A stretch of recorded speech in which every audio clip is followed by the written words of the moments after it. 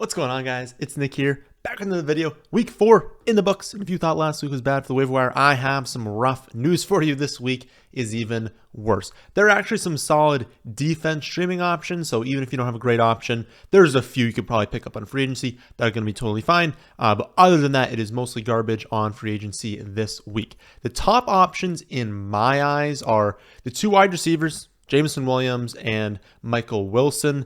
Jameson Williams was supposed to be suspended for the first 6 weeks. Of course, we hear last week that the league amended its betting policy so he can return this week. I am not expecting him to go out there and dominate, and I absolutely think that he's a better best ball player than redraft. He is my most rostered player in best ball by like 3 or 4%. So I'm happy he came back early. But that does not mean, I think, I have him in one of 3 leagues right now, right?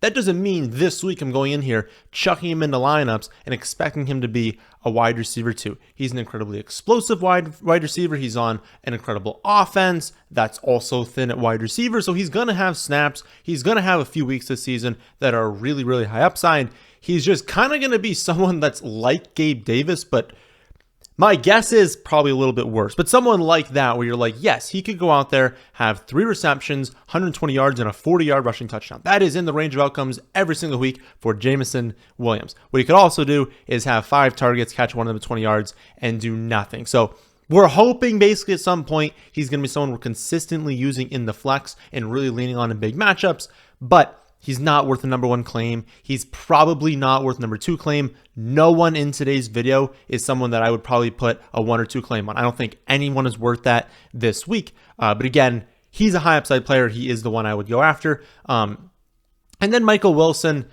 listen, like his weekly ceiling is not nearly as high as Jameson Williams, but he's someone I really did like taking in round 18 on Underdog because he was a solid prospect and he had a path to immediate snaps. Those are 2 very important things, especially for rookie wide receivers, and that like you can be a great prospect, but look what's happening to JSN. JSN's not really getting a huge target share, the snaps are kind of trending up and the target share is leaning that way, but you've got Lockett, you've got Metcalf, right? And so when you have Michael Wilson, you're like, okay, well, all you have is Marquise Brown. Immediately in week 1, he played like a 90% snap share. He's the locked-in wide receiver too. Last week, he outproduced Marquise Brown. He's played at least 67% of snaps in 3 or 4 weeks. He's been highly efficient. He's caught 87.5% of his catches or his targets. Like, of course, that's not going to continue, right? But at least it points to the fact that he's been good. He's been getting open, been getting the ball. He's clearly a good wide receiver. And honestly, his great game came against like the 49ers. Like they're a very, very good defense. He caught all 7 targets, 76 yards, 2 touchdowns. Like he's been playing well. And Dobbs has been playing really, really well. Again, against good teams. They beat Dallas. They were competitive for a while against the 49ers, but at least did something on offenses. They're not going out there and playing the Broncos and the Bears every single week. Like they're playing good teams and they're producing. And so as things keep rolling, again, Wilson is clearly good. Not someone that like you're starting in, let's say, a 12-team league.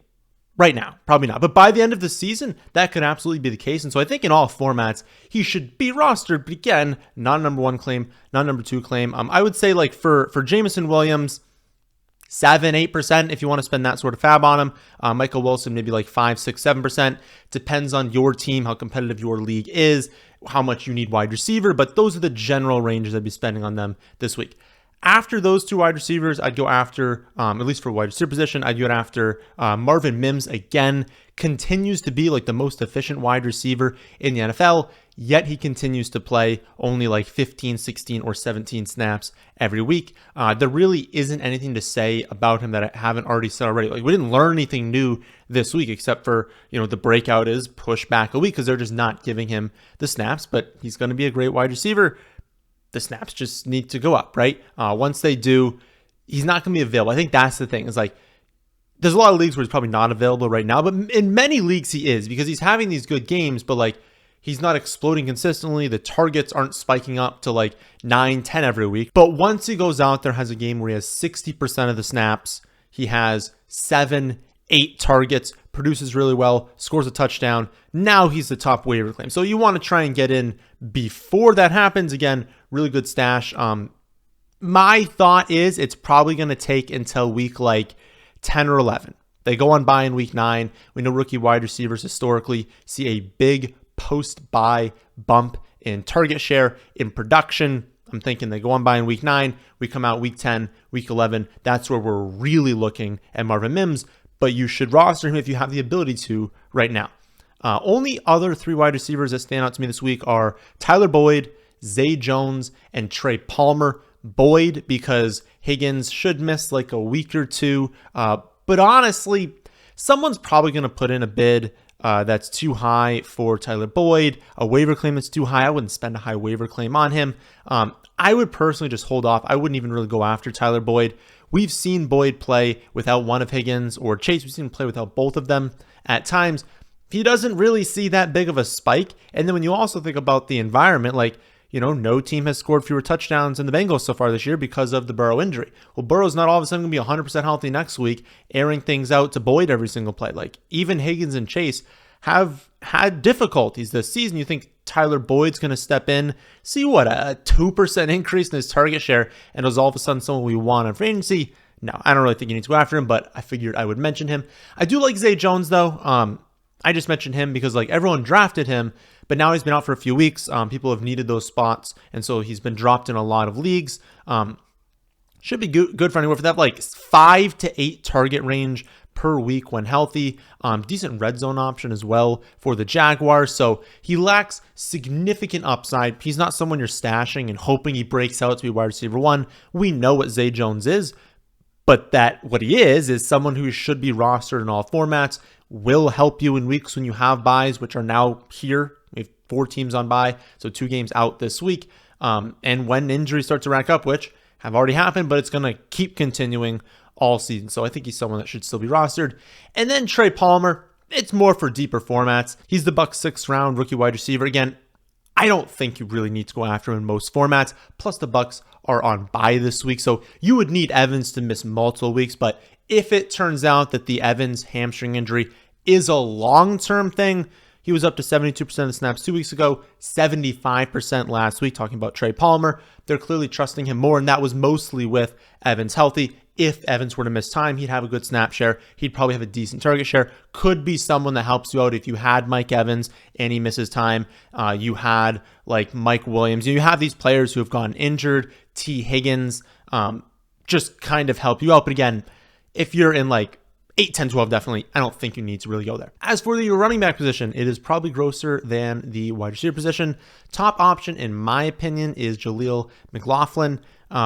Honestly, he looked really explosive whenever they've used him, not even just this last week. Whenever they've given him the ball, whether it was training camp, preseason, regular season, he's looked pretty good. Jameson Williams left last week's game with the injury. We don't really know the full extent of the injury. Obviously, if Jameson Williams doesn't miss any time, McLaughlin will earn a bigger role, I think, in the offense, but it'll probably just turn to a 3 running back committee, and that's not something you want as much a part of, especially this is the 3rd running back in that committee. But he gained 104 yards and a touchdown on 10 touches.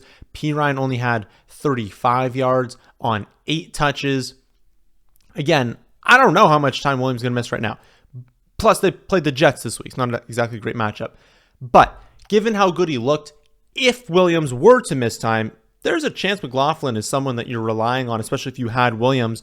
Pick him up. That's your insurance policy. Just know that, like everyone today, not a top claim, not a number 2 claim, probably not even a number 3 claim. If you want to put 4 to 5% of your fab on him, you have Williams. You need someone in case Williams is out. Pretty good option there. Good in pass catching as well, so he can be used in full PPR leagues. Again, it didn't come out of nowhere. I know he wasn't a high-end prospect, but there was a lot of buzz in camp of them being they want to get him the ball. The coaching staff definitely likes him, and then he produces last week. It just makes sense that if Williams misses time, he's going to be decent. After him, it's really just 2 handcuffs in Spears and Chuba, and then a flyer on Keaton Mitchell.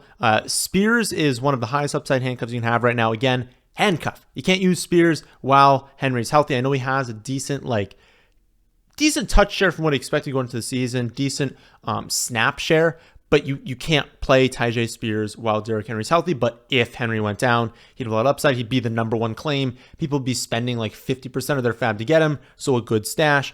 And then Chuba, Sanders has had this like lingering groin issue. They were even last week in the snaps, basically because, or in the touches, I believe, just because, they wanted to limit Miles Sanders' workload.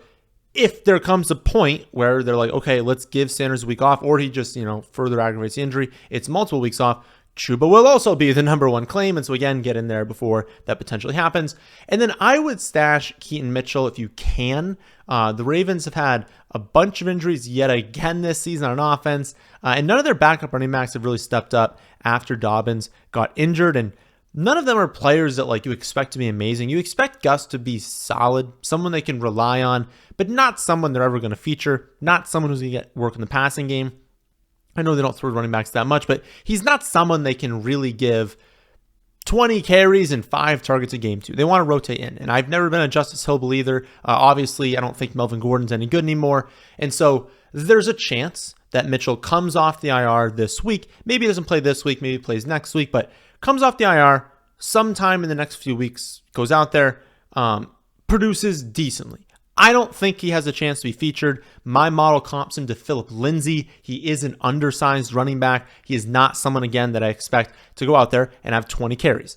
But if they were to potentially use Gus as like an early down grinder to kind of mix in Mitchell for like 10 or 11 carries and like a few targets each week, that would be viable in fantasy on this offense. So if I had to put a percentage out there, I'd say less than like a 30% chance you ever end up actually playing him. So don't go crazy. Don't be putting in crazy claims. Honestly, you can probably just add him after claims go through, but he's someone to keep an eye on, especially for those of you in like 12 team leagues and more. 8 team leagues, you don't need to really know who he is. At tight end, there is shockingly almost nothing. Jake Ferguson continues to play well. I don't know why he's, less than 50% owned on Sleeper. I've been over him a million times. Great red zone role. The touchdowns will be there. Like, he just has a great role in the offense. Please grab him if he's available. Only other player I'm even seeing is Jonnu Smith. Jonnu Smith actually ranks really well in expected points per game, so it's not a fluke. Like, the volume is there, but really only someone I'd go after in deeper formats. Last week was a great matchup. We talked about it for Pitts, but of course, I guess I didn't think too much about Jonnu Smith taking all those targets. Also, the thought now is basically Pitts should get healthier as the season goes on. They kind of talked about in the broadcast how the team knows that Pitts is not 100%. Would be nice if that was a little bit more communicated. Like, we knew he was coming off of the injury, and we knew the knee could be an issue, but it seems like it's much more of an issue than they're letting on. And honestly, he doesn't look amazing out there running the routes. So yeah, Jonnu Smith's going to be a thing for a while, but like if you're in a 10-team league, the odds you're playing Jonnu Smith is relatively low, and it's not like Pitts is out, and it's not like the Falcons are going to throw the ball a ton per game. So there's be plenty of weeks where Jonnu Smith has, one target and doesn't catch any passes. So don't go crazy, but if you need someone, you need a streaming option, you need something, again, the target share is there. The expected fantasy points are there, and he's looked pretty good, and he has like a history with Arthur Smith, so not a bad pickup if you need a tight end. For quarterback, streaming options, I see 2 this week. Honestly, you can throw a third in there. We'll talk about it. But CJ Stroud's probably number 1 at the Falcons, and then number 2 would be Sam Howell versus the Bears, but they're very, very close. It's going to shock a lot of people when I say this, but Stroud is 3rd among all quarterbacks in pass attempts. Howell is 9th. You wouldn't think that, right? And Howell has mobility too. Howell's been running a little bit too. So crazy they rank that high in pass attempts this season. Both have been a lot better than expected. There were definitely people who liked both of them. I like Stroud as a prospect. I did not think Stroud would be used this much early in the season, but both have been really, really good. I'm not fully complete, obviously, the week 5 rankings, but in the initial run that I posted to the site, Stroud's 12th and Howell's 16th. So that's a decent quarterback play if you need someone to stream. Maybe you don't feel confident in what you had. Maybe your quarterback is on bye. Stroud, Howell, good options. Honestly, Dobbs is not that bad of an option either. Faces the Bengals this week, and he's looked pretty solid. He's getting some designed runs, which we love for fantasy, because if you have a down day passing, the touchdowns don't go in your favor. Well, if you scrambled for 30 or 40 yards, that's going to help out your floor. And in really good weeks, that's going to really elevate your ceiling. So I do rank him behind CJ Stroud, behind Sam Howell. But if you don't feel good about those options, if those options are not available to you, I think Dobbs is good as well. Then finally, defense streaming. Again, some pretty good options this week. Some good streaming defenses against pretty bad offenses. Commanders are the number one option in my eyes at home versus the Bears. I have them projected for 4.25 sacks right now. That's very good. Lions at home versus the Panthers. The Lions have projected for 3.23 sacks. Also, the Panthers have the second lowest team total of the week. So even if you don't get there through sacks, through turnovers, they don't score a touchdown, we're not expecting the Panthers to score a ton of points. And so you shouldn't have a really terrible game from the Lions defense.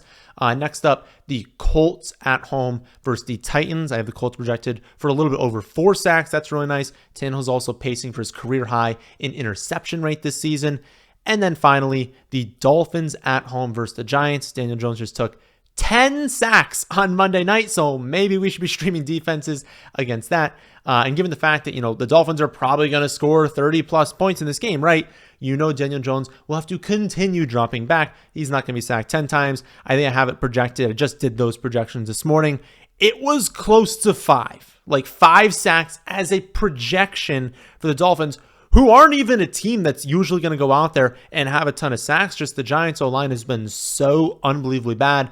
They are last in sack percentage. So as a percentage of their dropbacks, no team gets sacked more than the Giants and Daniel Jones. So you want to be playing defense against that, because also, as we saw last night, those can lead to touchdowns, right? You can lead to strip sacks. We can have these horrible mistakes with Daniel Jones where he's throwing pick sixes. And so turnover prone plus sacks, great for fantasy. So let's look at a pretty gross week of waivers for week 5. You can see a full ordered list from my most to least favorite on my website, thefantasyfootballadvice.com, and the fantasy stats app has been updated for all week 4 games. So you're going to see expected fantasy points, target shares, carry shares, just total production, all that stuff you can filter by week.